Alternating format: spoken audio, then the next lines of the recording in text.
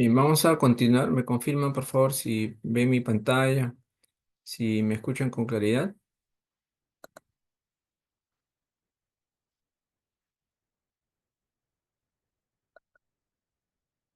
Perfecto.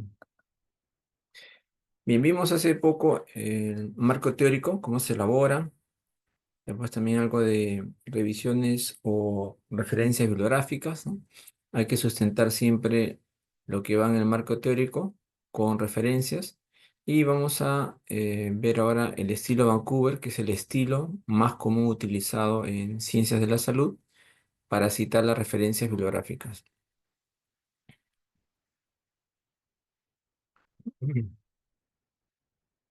Este estilo fue propuesto por el Comité Internacional de Editores de Revistas Médicas. Ellos se reunieron hace algún tiempo, hace algunas décadas, en la ciudad de Vancouver para buscar uniformizar algunos criterios de los trabajos que eran presentados a sus revistas.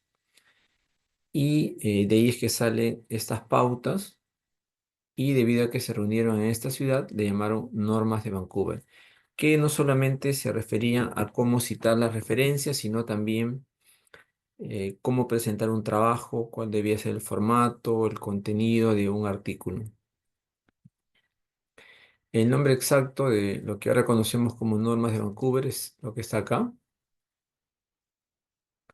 Recomendaciones para la conducción, informe, edición y publicación de trabajos académicos en revistas médicas. Bien, el estilo Vancouver para referencias está basada en las normas NISO adaptadas por la Biblioteca Nacional de Medicina de los Estados Unidos para sus bases de datos. Es un documento que tiene muchas páginas. Lo podemos encontrar con este título: Muestras de referencias formateadas para autores de artículos de revistas. Inicialmente, dentro de las normas de Vancouver había un resumen, que es lo que se consultaba, pero actualmente ya las normas de Vancouver no incluye esto, sino habría que conseguir este documento de acá, que estoy citando, que es un libro en realidad, donde están todas las fuentes de referencias bibliográficas y cómo citar correctamente cada una de ellas. Empecemos con este ejemplo. Acá tenemos 5 citas del mismo artículo. Indiquen cuál es la correcta, por favor. Anoten ahí en el chat. Este le llamamos A, B, C, D y E. Fíjense cuál consideran ustedes que es la referencia correcta, citada según el estilo Vancouver.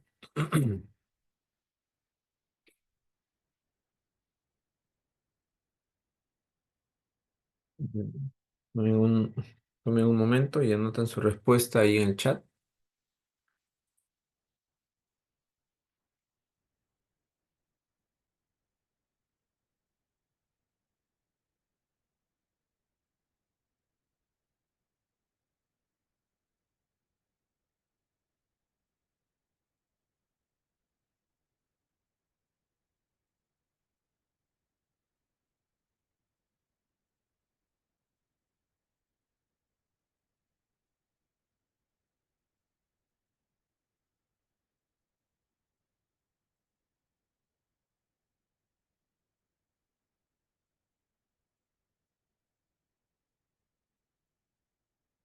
Y vamos a revisarlo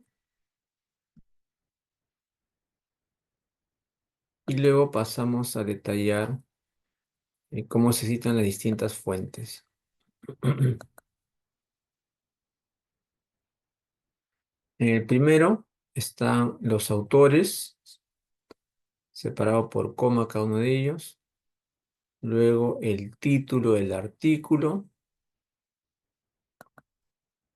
Luego el título de la revista. Luego el año de publicación. volumen, fascículo, entre paréntesis, dos puntos y páginas. Fíjense, la respuesta correcta es la primera. En la segunda, ¿dónde está el error? Mm, la revista está citada en extenso. Se debe citar de forma abreviada. Ahí estaría el error. En la tercera, el error está que se menciona el nombre del autor y solo debe citarse el apellido y la letra inicial del nombre. Entonces acá debería ser López Pagán E y Pascual Serna AC de Ana Cecilia. O sea, de los nombres solamente se coloca la letra inicial. En el cuarto, el error está acá. Como son dos autores, dice López Pagán y Pascual Serna. No se coloca ahí. Siempre se separan los nombres de los autores con coma. Y también otro error es que está en extenso el nombre de la revista y debe ser abreviado. Y en la última el error es et al. Et al significa y otros, ¿no? Eh, Cuando son más de 6 autores en el artículo, hay que citar los 6 primeros y después colocar et al. O sea, si fuesen 8, no cito los 8 autores, sino cito 6 y luego et al. Pero es incorrecto colocar et al luego del primer autor. Entonces, la referencia correcta es la primera,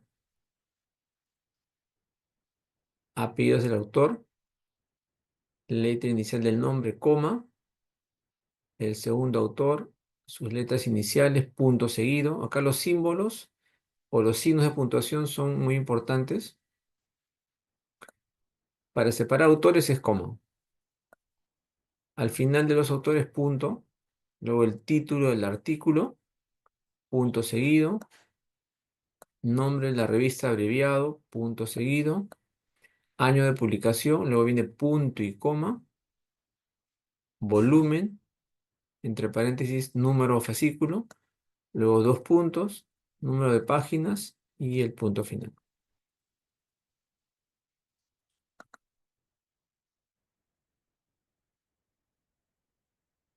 Ok, hay una pregunta. ¿Debo citar los 6 primeros antes de poner et al? Exacto. Ahora, hace un momento en el marco teórico les mencioné, cuando citamos un artículo en el texto de un proyecto o un informe de investigación, si son varios autores, solamente coloco el primero, ¿no? Por ejemplo, Torres, si son 4 autores, et al. 2024, por decir. Evalúo tal cosa. Entonces, cuando yo cito un autor en el texto de un proyecto o un informe, ahí sí basta, si son varios autores, pongo el primero sin la letra inicial y luego et al. Pero cuando cito ya en la sección de esto es en el texto, ¿no?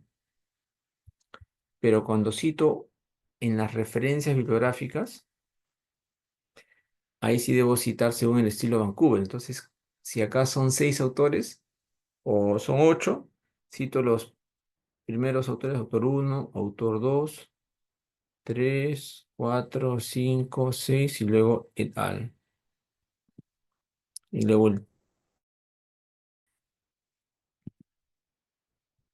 bueno, aquí estoy resumiendo, pero cuando digo uno me refiero al primer autor, ¿no? Por ejemplo, Torres, J de Julio, y así el siguiente autor, ¿no? Entonces hay que diferenciar.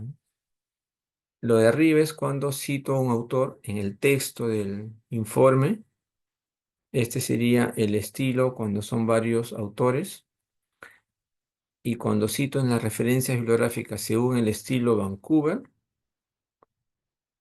y son más de 6 autores, cito los 6 primeros y luego et al.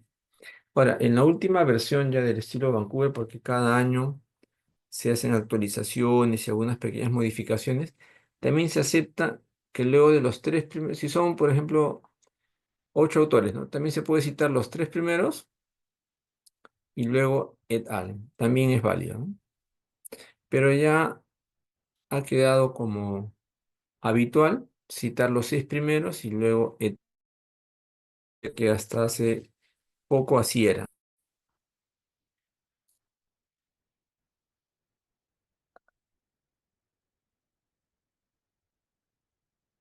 Bien, acá hay otra pregunta. ¿Siempre se menciona los dos apellidos o puede ser solo uno? Muy bien. Eso depende del autor, ¿no? Cuando el autor envía su nombre a la revista, el autor dice cómo quiere que lo cite, ¿no? Supongamos una persona se llama Juan José Pérez Torres, por decirlo. Entonces, el autor puede decir enviar de esta manera su nombre a la revista o puede simplemente decir mi nombre es Juan José Pérez y quiere que citen solamente un apellido de él. O puede decir, no, yo quiero, cuando envío la revista, no quiero que me citen así Juan José Pérez guión Torres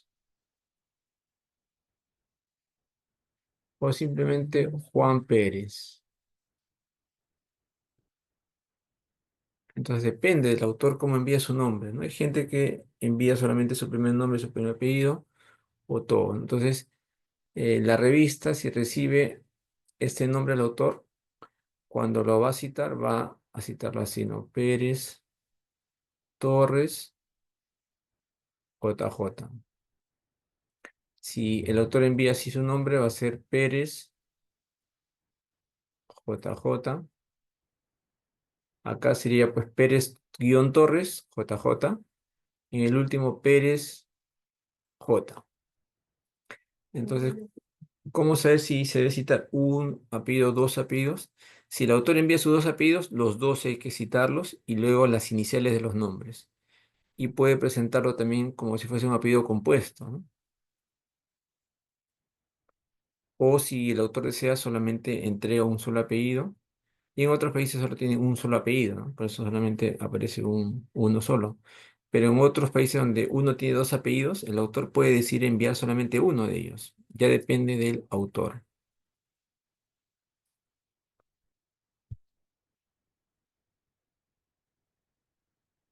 Bien, vamos entonces ahora a revisar ya en detalle el estilo Vancouver. ¿Cómo citar un artículo de revista estándar? Primero es el autor o los autores, ¿no? Acá hay uno, coma, el segundo autor, coma, el tercer autor. Entonces es el apellido y luego la letra inicial del nombre o las letras iniciales de los nombres, porque pueden ser también dos o tres letras iniciales, si es que el autor tiene tres nombres. Luego viene punto seguido, título del artículo, punto seguido, nombre abreviado de la revista, no olviden, tiene que ser la abreviatura estándar de la revista. Luego, punto seguido, año de publicación, que podría ser también día y mes de publicación, ¿no? Pero lo mínimo es el año. Opcional también se puede poner día y mes de la publicación. Punto y coma, el volumen, entre paréntesis el fascículo o número, dos puntos, las páginas y luego punto seguido, punto final, perdón. Entonces, este es el estilo para citar un artículo en una revista estándar. Ahora, si el artículo tiene más de 6 autores, como les dije, citamos los 6 primeros. Es el autor uno, coma, el segundo autor, coma, tercer autor, coma, cuarto autor, coma, quinto autor, sexto autor, coma, y luego et al. Supongamos que este artículo tiene 10 autores, solo citamos los 6 primeros y luego et al. Luego viene el título del artículo, luego viene la revista abreviada, año de publicación, punto y coma, volumen, número y página.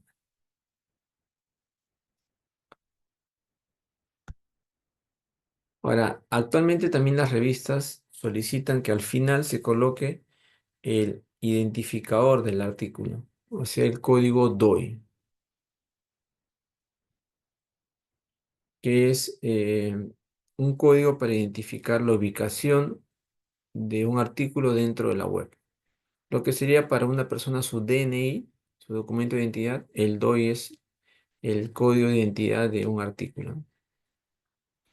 Entonces la citación es igual a lo que hemos visto, solo que al final va la palabra DOI, dos puntos y su código DOI, que es opcional, ¿no?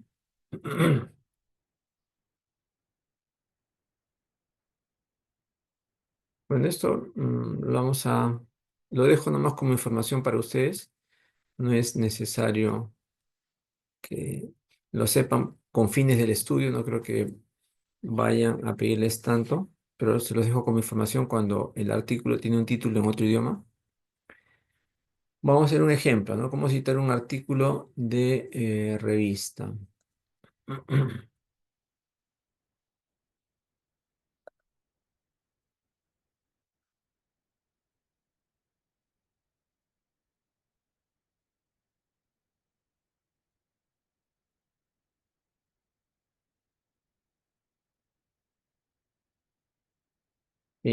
Tenemos este título, luego acá están los autores, en el lado izquierdo,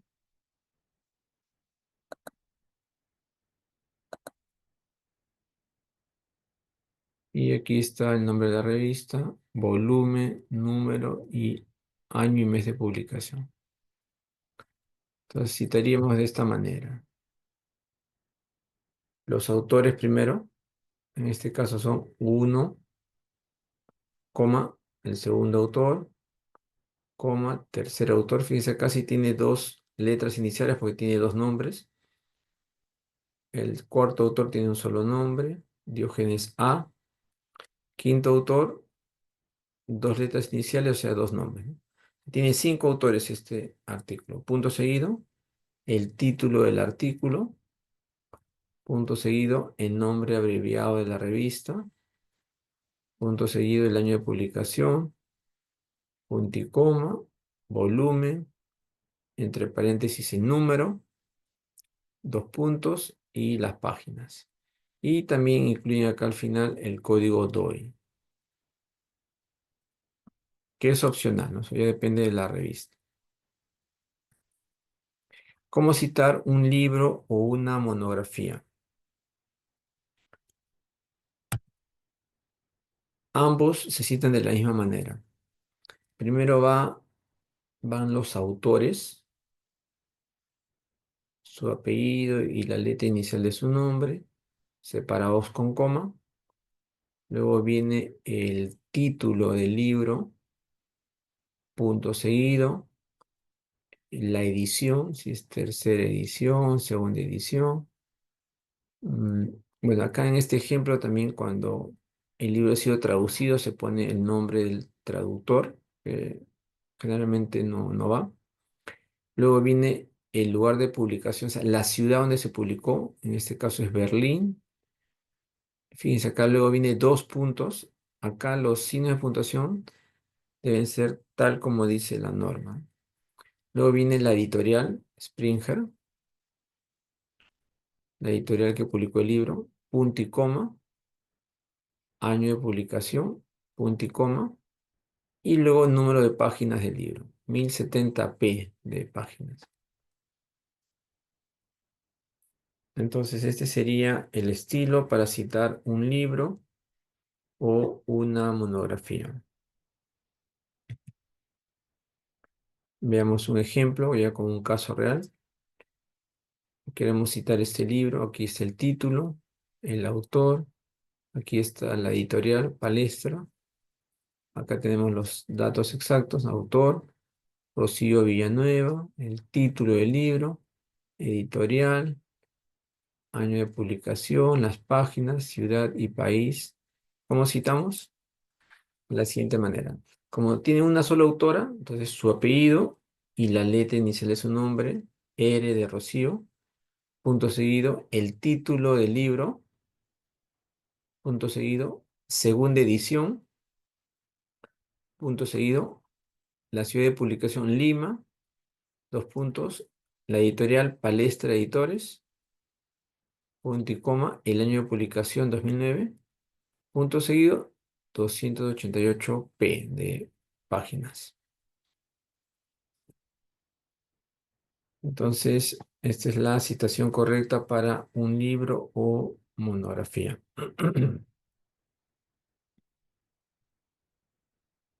También hay una manera de citar solo un capítulo de un libro. Hay libros en donde cada capítulo ha sido escrito por un autor distinto y hay un editor que ha juntado todos esos capítulos del libro, ¿no? Entonces, en este caso, ¿cómo se cita un capítulo? Primero viene los autores del capítulo. Aquí está un autor, dos autores, punto seguido. Luego el título del capítulo. Luego de ello viene la palabra in o en, si es español. O sea que este capítulo se encuentra en dos puntos. Luego vienen los nombres de los editores, ¿no? En este caso son tres, coma, y va la palabra editores.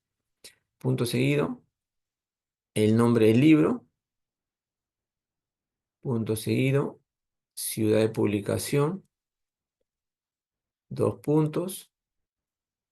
Editorial. Punto y coma. Año de publicación. Y fíjense acá, P de páginas, punto seguido, y luego entre qué páginas se encuentra el capítulo, ¿no? Y punto. Entonces, esta información ya es como referencial para ustedes, ¿no? De consulta cuando tengan que utilizarlo.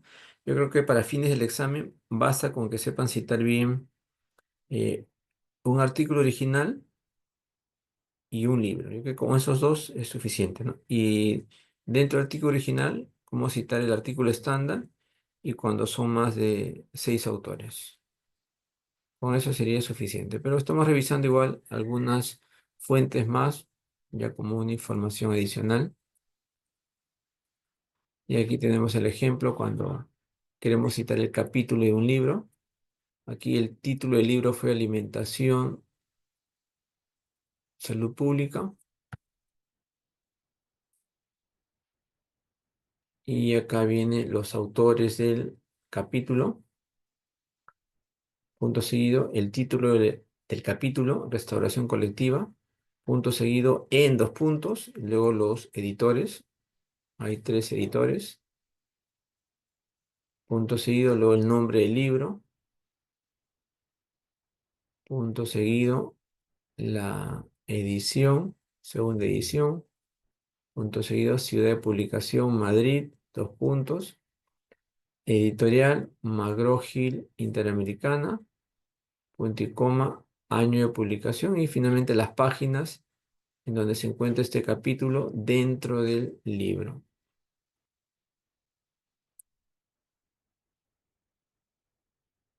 También hay una forma para citar las tesis. Acá ya lo paso un poco más rápido porque no creo que sea indispensable que lo manejen bien para fines del examen, pero como información, el autor, el título de la tesis, luego el título, fíjense, entre corchetes va, que es una tesis, en inglés es esta palabra. Luego, punto seguido, entre corchetes también, el lugar de publicación, dos puntos, la editorial, en este caso la universidad, punto y coma, el año de publicación, punto seguido, cuántas páginas tiene la tesis. Y si es tesis de maestría o doctorado, también luego el título, entre corchetes hay que mencionarlo, ¿no? Tesis de maestría. Y todo lo demás sería igual. Para material electrónico también hay un estilo, ¿no? Para un artículo de revista en internet, lo nuevo, ¿no? Para citar, lo que vimos al comienzo es como citar un artículo de revista, una revista impresa, ¿no? Este es cuando es un artículo en una revista que está publicada solamente en internet y no hay versión impresa. Es muy parecido al artículo en versión impresa, solo que luego del nombre de la revista va entre corchetes la palabra internet, luego también entre corchetes cuándo fue citado este artículo y al final dónde está disponible. Disponible en dos puntos y el sitio web.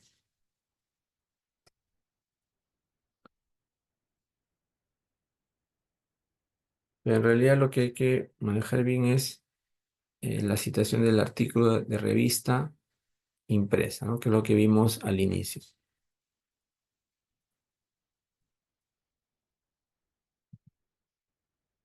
También hay una forma de citar un libro en internet, cómo citar también una página web, cómo citar documentos técnicos, también aquí hay una manera, la página web, el nombre de la fuente, Instituto Nacional de Salud, entre corchetes la palabra internet, puntos seguidos, ciudad, donde se publicó, dos puntos, la institución que publicó, INS, punto y coma, año de publicación, y luego entre corchetes cuándo fue citado este material por el autor que está escribiendo el, el informe de investigación y está citando, y luego dónde está disponible. También se puede citar parte de una página web. Y entonces para más detalles, como les digo, hay que consultar este libro, Citing Medicine, segunda edición. Y ahí están todos los detalles de cómo citar según Vancouver, todas las posibles fuentes.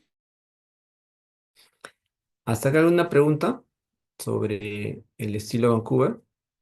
¿Alguna duda?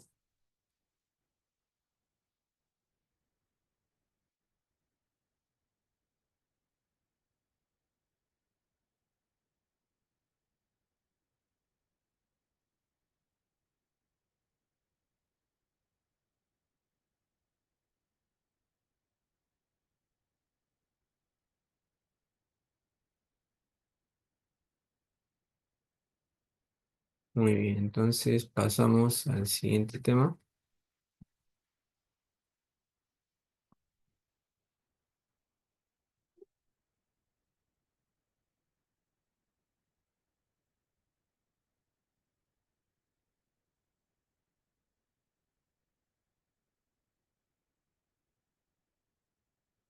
Este es el último tema que vamos a ver en esta sesión.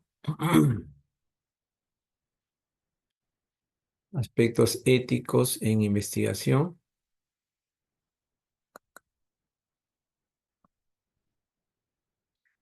Bien, este cuadro es muy importante porque nos resume las principales pautas éticas que hay para investigación. La primera norma ética en investigación fue el Código de Nuremberg, publicado en 1947. Luego otra norma importante fue la Declaración de Helsinki en 1964, la cual ha tenido varias actualizaciones o modificaciones, y estamos, me parece, en la quinta modificación. Luego también otro documento importante es el informe Belmo, publicado en 1978. Y el último documento importante, las normas éticas de la OMS, SIOMS.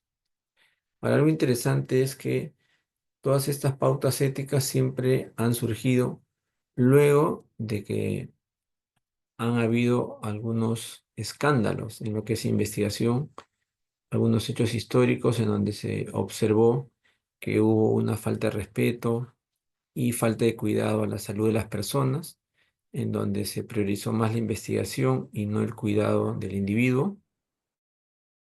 Los excesos en la investigación es que la comunidad científica reacciona y establece límites, da normas para regular las investigaciones y sigan principios eh, éticos, ¿no? Entonces, luego de la Segunda Guerra Mundial, en donde se experimentó con los judíos y se hicieron muchos trabajos de investigación sin el consentimiento de ellos, si bien la ciencia avanzó, ¿no?, en conocimientos, eh, no fue correcto lo que se hizo. Y luego es que aparece el Código de Nuremberg, que establece por primera vez la necesidad del consentimiento informado de la persona que va a participar en un estudio de investigación. Luego, en el año 64, la Declaración de Helsinki establece también muchas pautas éticas y una de ellas que se destaca es el consentimiento informado del representante legal cuando la persona no lo puede dar directamente. Y surgió esta declaración de Helsinki luego del desastre con la talidomida, que fue un medicamento que sin los estudios suficientes, sin la investigación completa, se lanzó al mercado y provocó que se daba a las gestantes, ¿no?, para mitigar las náuseas y provocó miles de niños con deformidades. Luego, en la Declaración de Helsinki del año 75, se establece por primera vez la importancia de los comités de éticas de investigación y que estos deberían revisar todo proyecto en donde haya participación de humanos. Y esto luego también de unas denuncias de estos investigadores por realizar estudios en personas que estaban en desventaja, ¿no?, ya sea ancianos o personas también con retraso mental, donde hicieron investigaciones sin su consentimiento. Luego viene el estudio en esta ciudad de Estados Unidos. Fue un estudio longitudinal que duró 40 años, en donde se buscó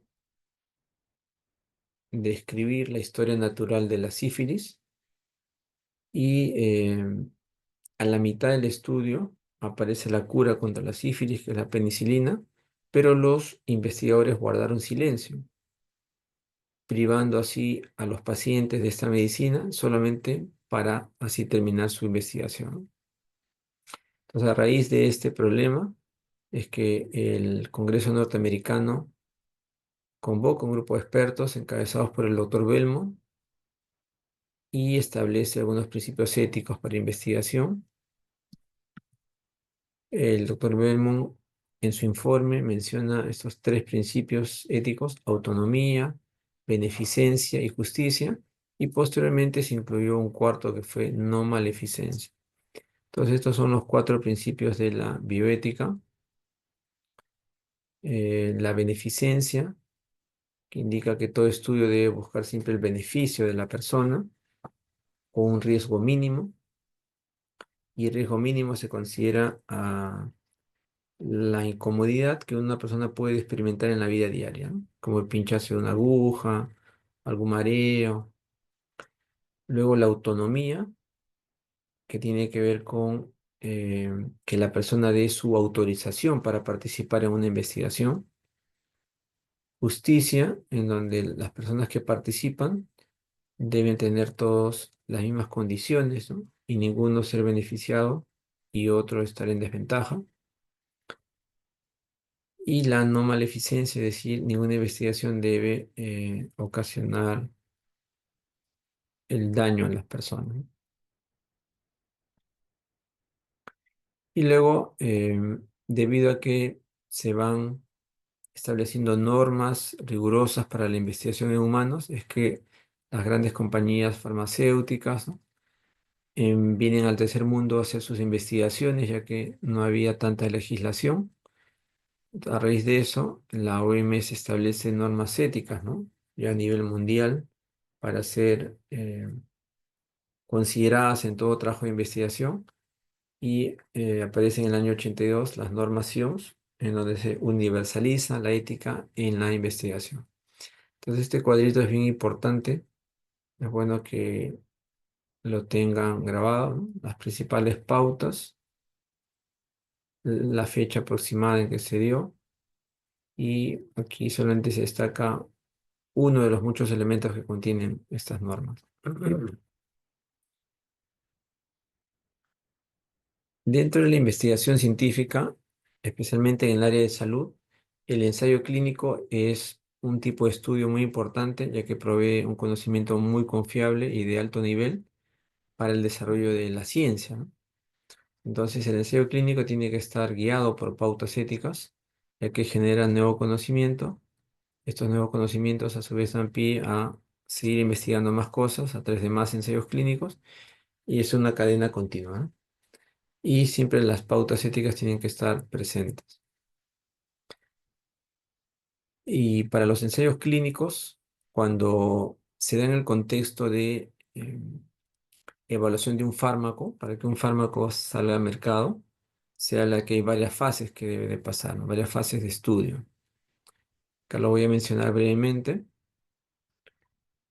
Uno es la fase preclínica, donde el objetivo es determinar la seguridad y la actividad biológica del fármaco, dura algunos años, y el diseño son estudios de laboratorio y en animales. Cuando el medicamento pasa esta prueba, entonces recién pasa las investigaciones a la fase uno en humanos, donde el objetivo es evaluar la seguridad y dosificación del fármaco en humanos. Tiene una duración aproximada de un año. Participan solamente sujetos voluntarios sanos y el diseño son estudios no controlados, o sea, sin grupo control.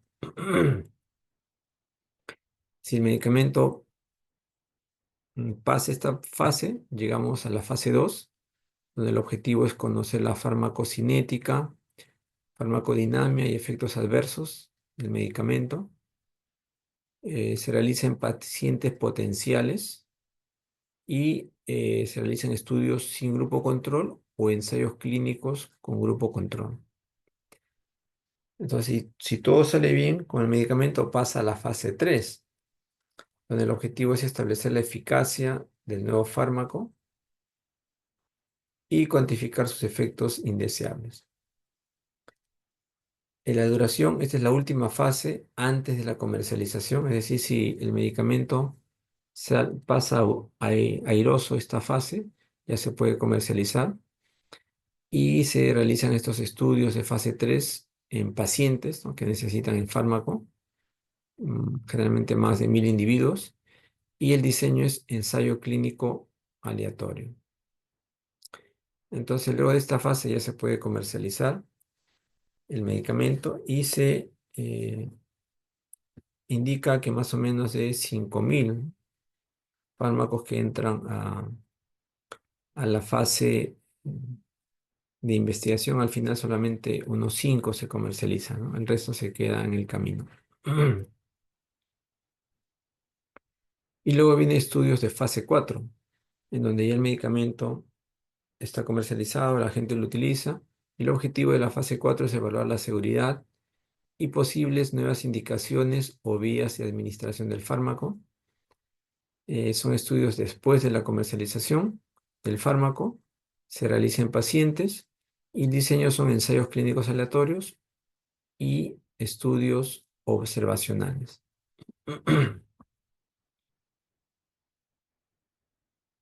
En esta tabla resumimos algunos requisitos para efectuar un ensayo clínico según la Declaración de Helsinki y de Tokio de la OMS. El primer requisito para realizar un ensayo clínico debe haber experimentación básica y animal previa, ¿no? Como vimos, antes de experimentar en humanos, primero debería experimentarse en laboratorio y en animales. Si no hay problemas en estas fases, recién se puede pasar a los individuos. Otro requisito es el consentimiento informado del sujeto. Esto es fundamental. El sujeto tiene que dar su consentimiento antes de participar en el estudio. Aún si lo da y después decide retirarse, no tendría que tener ningún problema. No debería haber ninguna represalia de parte de los investigadores. Entonces, es la libertad que tiene el sujeto de retirarse en cualquier momento.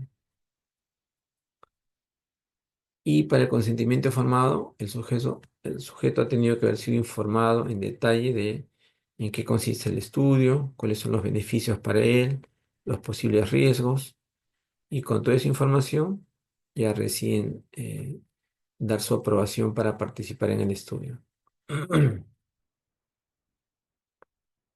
Otro requisito para un ensayo clínico: libertad del sujeto para interrumpir el tratamiento cuando él lo desee y retirarse del estudio. Luego, adecuado índice entre los beneficios y los riesgos. Exacto, tiene que haber siempre más beneficios que riesgos. Si es al revés, entonces no se debería realizar el ensayo clínico. Otro requisito es la solvencia del investigador. Esto se refiere a la experiencia del equipo investigador para así reducir la posibilidad de error o de que haya algún efecto negativo contra los pacientes, ¿no? Entonces, la solvencia de investigador se refiere a que sea un equipo con experiencia en investigación para así reducir los posibles riesgos. Otro requisito es la prevalencia del interés individual frente al colectivo. Es decir, sería incorrecto pensar, bueno, sacrificamos unos cuantos, pero así conseguimos la cura contra el cáncer. No, cada individuo es valioso y debemos priorizar el interés de cada persona frente al colectivo.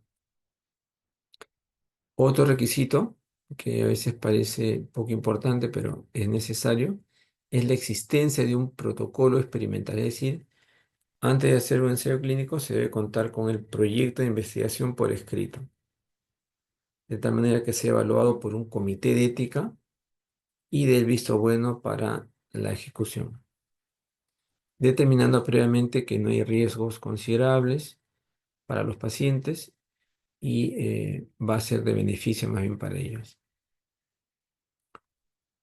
Otro requisito es no privar al enfermo de un tratamiento reconocido. Esto se refiere a lo siguiente. En un ensayo clínico, si tenemos dos grupos, ¿no? El grupo experimental, el grupo control. En el grupo experimental se va a aplicar un fármaco nuevo, por decir, para aliviar el dolor o para alguna enfermedad, y el control o no recibe nada o recibe un placebo, o si ya hay algún tratamiento estándar poco efectivo, se debe aplicar ese tratamiento estándar, ya que podría recibir cierto beneficio, ¿no? Entonces sería una falta de ética si en este estudio que menciono, habiendo ya un tratamiento, aunque sea poco eficaz, con poca probabilidad de éxito, pero ayude en algo, lo ético es al grupo control darle este tratamiento.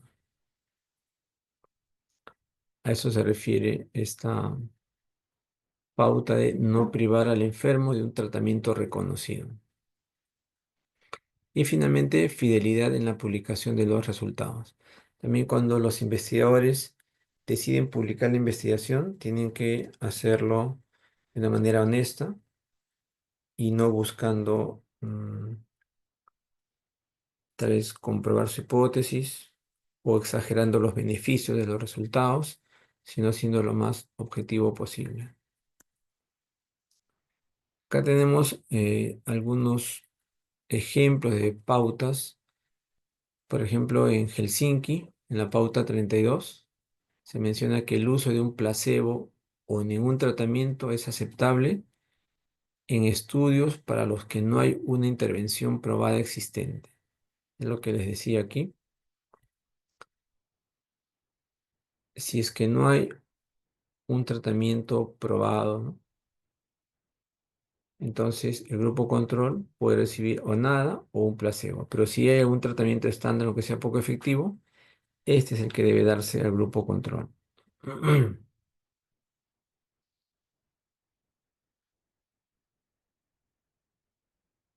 Después también en la publicación de resultados es importante resguardar la identidad de los pacientes.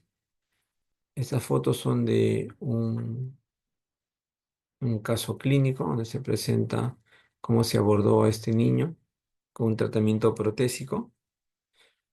Y, por ejemplo, las normas de Vancouver establecen que, aún cubriendo los ojos, se debe contar con el consentimiento del paciente para la publicación de sus fotos, porque igual se puede identificar a la persona. A veces ponen una banda oscura en todos los ojos, igual se puede identificar. Entonces no basta con eso para publicar la foto de un individuo. Se necesita de todas maneras el consentimiento de la persona para publicar esa foto. Después, cuando se trata de menores de edad, además del consentimiento informado del padre, también se requiere el asentimiento del niño o del menor de edad.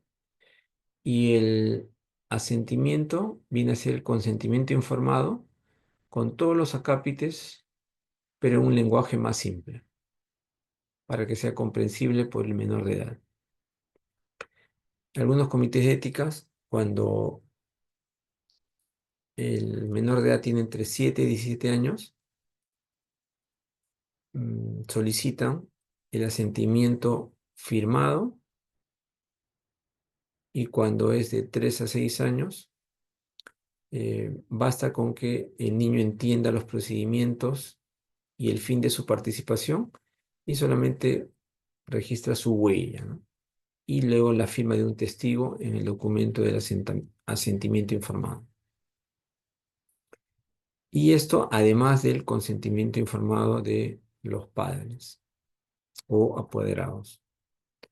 Entonces, en menores de edad, no olviden, es importante, además del consentimiento informado, el asentimiento informado, que es lo mismo que el consentimiento, solo que en palabras más sencillas para que sea comprendido por el menor de edad.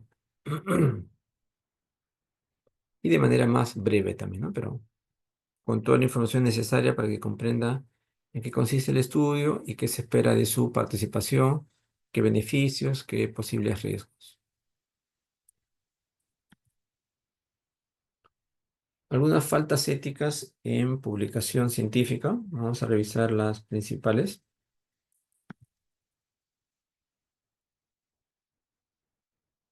y también algunas recomendaciones para evitarlas. Según COPE, que es el Comité de Ética en Publicación, en donde prácticamente todas las revistas en salud se adhieren a sus recomendaciones, establecen estas 6 principales faltas éticas en las publicaciones. Uno es el plagio, 2, redundancia, 3, problemas de autoría, 4, datos inventados, 5, conflictos de interés y 6, problemas éticos en el manuscrito. Vamos a revisar los 3 primeros, que son los principales, para no sobrecargarlos con mucha información, sino lo necesario para tener una base sobre este tema. En cuanto al plagio, viene a ser la apropiación de ideas, procesos, resultados o palabras sin el debido reconocimiento.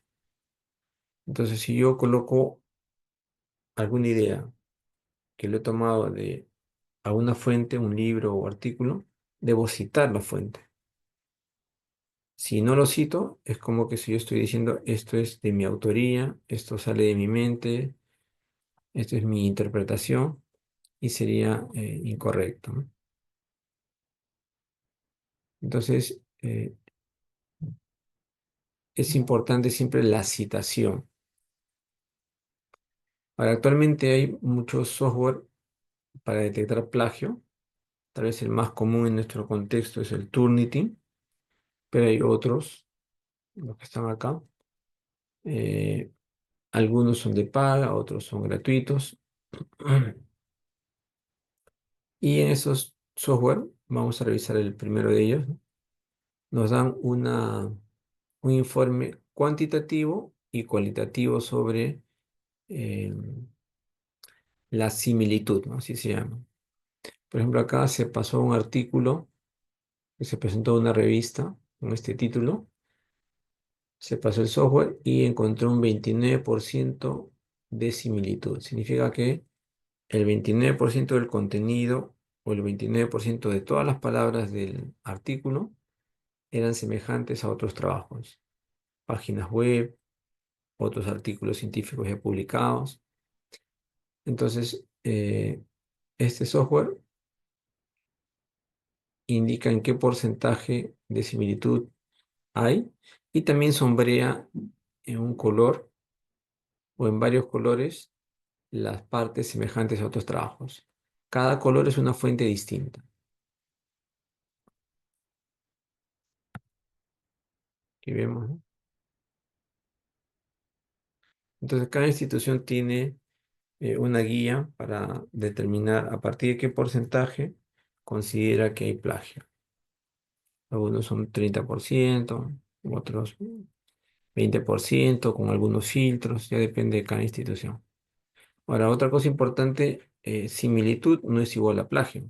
Puede haber, por decir, 30% de similitud, pero no significa que haya plagio ahí, ¿no? Sino puede ser que eh, provenga de la tesis del autor. Si es un artículo que se presenta en una revista, a veces viene de una tesis y van a haber frases semejantes, ¿no? O a veces está citando algunas clasificaciones, o a veces sombrea también las referencias bibliográficas, los nombres de los autores, eh, que en sí no es plagio, ¿no? Entonces siempre se requiere la evaluación del ojo humano para determinar si lo que el software ha detectado como similitud se debe considerar o no plagio. Y algunas recomendaciones para evitar la, el plagio es, bueno, actuar con integridad científica, siempre citando la fuente, colocando en nuestras palabras la información que hemos tomado de otras fuentes y citando la fuente. Luego también utilizar un software antiplagio, ya que a veces cuando se trabaja en equipo, tal vez algunos sí se conducen bien y otros pueden estar copiando y pegando segmentos o párrafos de otros trabajos.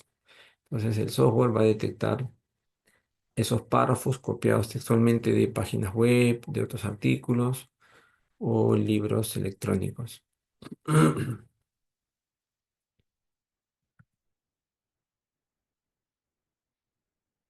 Otra recomendación, si la tesis de una persona luego es reducida a un manuscrito para una revista, entonces hay que declararlo, hay que mencionarlo eso al editor para que luego no piense que hay plagio si es que el informe de similitud sale alto. En cuanto a clasificaciones o descripciones de índice, tratar de resumir y citar la fuente en un informe de originalidad. Entonces no basta observar el porcentaje, sino hay que siempre se requiere la evaluación del ojo humano. Y también se recomienda parafrasear, ¿no? Cuando quiero citar a un autor, digo en mis palabras lo que él ha encontrado y así evito la copia textual, ¿no? El parafraseo es importante. Aún parafraseando, debo siempre dar la fuente de donde salió esa idea. Otra falta de ética en publicación es la redundancia. También se llama publicación redundante o duplicada. Es una publicación que se sobrepone sustancialmente a una previamente publicada. sin una clara y visible referencia a la publicación previa. Es decir, publico un artículo de los resultados de una investigación en una revista y luego tal vez al medio año de publicado hago unos pequeños cambios, le cambio un poco el título y lo presento a otra revista para así tener dos publicaciones, pero en realidad es el mismo trabajo, ¿no? Esa sería una publicación redundante, que es distinto al envío duplicado. El envío de un manuscrito en el mismo o diferentes idiomas simultáneamente a más de una revista. Esto también es una falta ética, ¿no? El envío duplicado, cuando yo tengo un trabajo que quiero presentar a una revista para que lo evalúen con la posibilidad de que se publique, debo esperar que me responda esa revista. Si lo rechaza, entonces recién lo presento a otra revista. Sería incorrecto presentar mi trabajo en simultáneo a cuatro revistas para ver cuál de ellas me aprueba y publica el artículo. Entonces, nunca debo enviar mi trabajo a varias revistas a la vez, sino una. Cuando me responde y me rechaza, recién lo envío a otra y así, ¿no? Ahora, en cuanto a la publicación redundante, algunos criterios para definir publicación redundante. Uno, los tamaños de muestra en los dos trabajos son similares, la metodología es idéntica o casi idéntica, los resultados son similares, al menos un autor es común en ambos estudios, porque a veces también hacen eso, ¿no? Cambian los autores, a veces venden, ¿no?, el trabajo. Eh, entonces, un criterio para detectar publicación redundante, al menos un autor tiene que ser común en ambos trabajos. Y quinto criterio, poca o ninguna información relevante es aportada en una de las versiones. Acá tenemos un ejemplo de un artículo redundante. La revista lo publicó y después se dio cuenta que ya estaba publicado en otra parte, casi a un 80% era muy parecido. Entonces sacaron una carta al editor en donde compararon el artículo A en inglés y el artículo A traducido y el artículo B en español. O sea, fíjense, un mismo artículo lo presentaron en inglés en una revista y luego en español en otra revista, ¿no? Para así tener doble publicación, pero se trataba del mismo trabajo, ¿no? Entonces solo hicieron pequeños cambios y lo presentaron a revistas de distinto idioma, pero la revista lo detectó y acá presenta, ¿no?, las semejanzas de ambos trabajos publicados. Y finalmente publica una nota de retractación en donde rechaza el artículo y lo quita de su publicación. O sea, a pesar de haber sido publicado y estar ya en la base de datos, en la revista lo retracta, lo elimina, luego informa a la base de datos para que también lo quite de su base de datos. Y va a aparecer de esta manera el artículo, ¿no?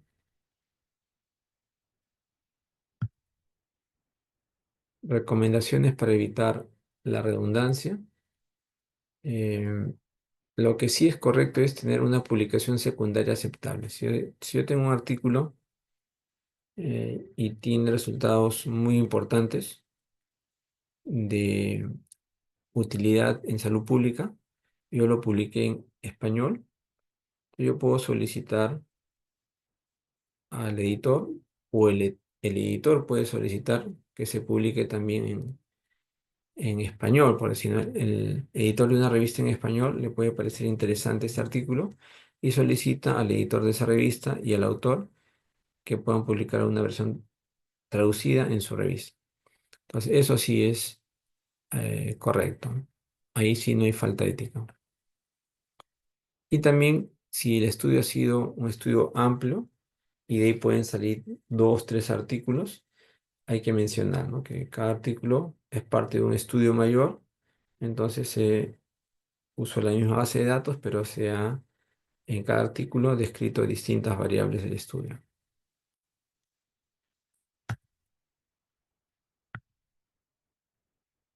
Y terminamos con esto de problemas de autoría. Los problemas de autoría son las siguientes.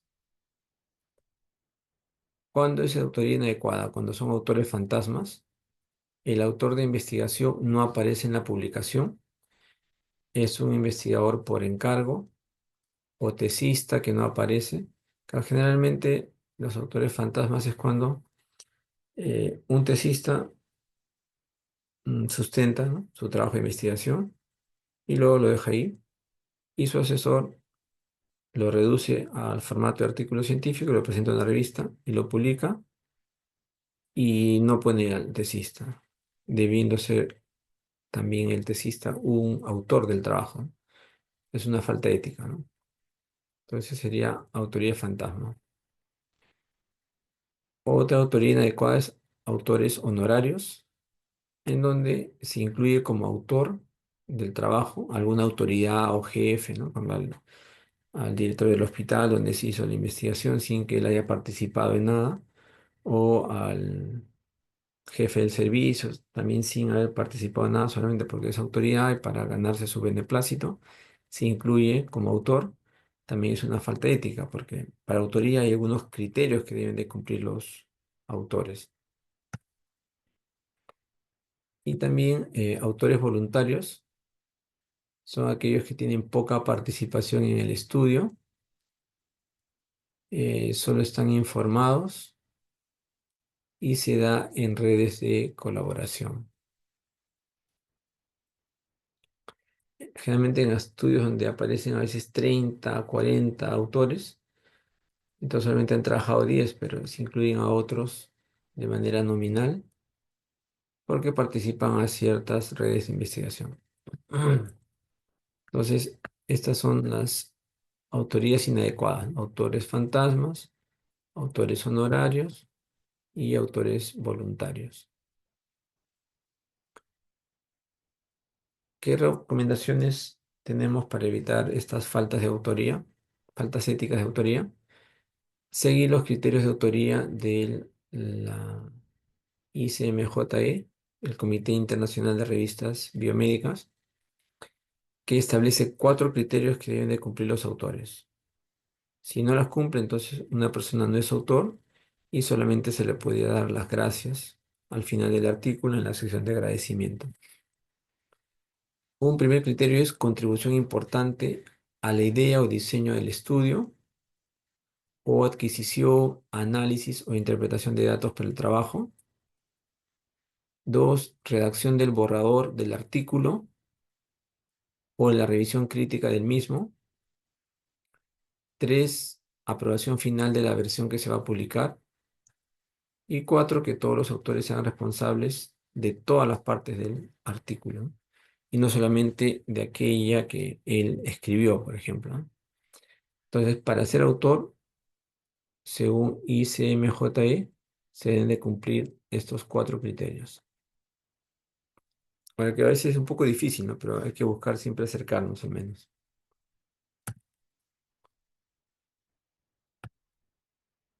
Y ya para terminar, mencionar también que actualmente hay un sistema para declarar la colaboración en los estudios o la contribución, es la taxonomía CREDIT, donde hay 14 roles de contribución. Uno puede haber participado en el análisis estadístico solamente, o haber provisto recursos, o haber redactado el artículo, o haber sido el administrador del proyecto. Son 14 roles de contribución. Y ahora se está promoviendo que se mencione, ¿no?, exactamente cuál ha sido el rol de contribución de cada uno de los autores. Si no cumple con el criterio de autoría, entonces, como les digo, solo debe estar en agradecimientos. Y aquí tenemos un resumen de las principales faltas éticas y las recomendaciones para evitarlas. Bien, ¿alguna pregunta sobre este último tema de faltas éticas o los otros temas que hemos visto hoy día? Ya para estar terminando este repaso.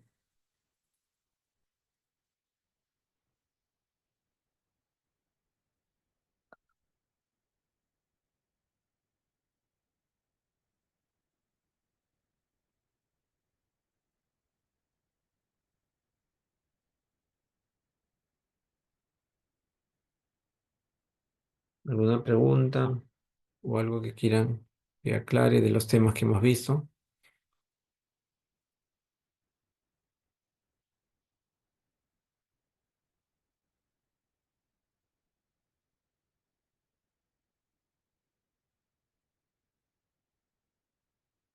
Bien, entonces, si no hay preguntas, nos quedamos ahí. Ya nos estamos viendo entonces el próximo domingo para terminar el repaso.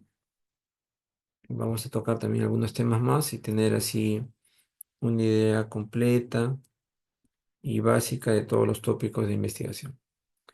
Muy bien, que tengan un buen domingo.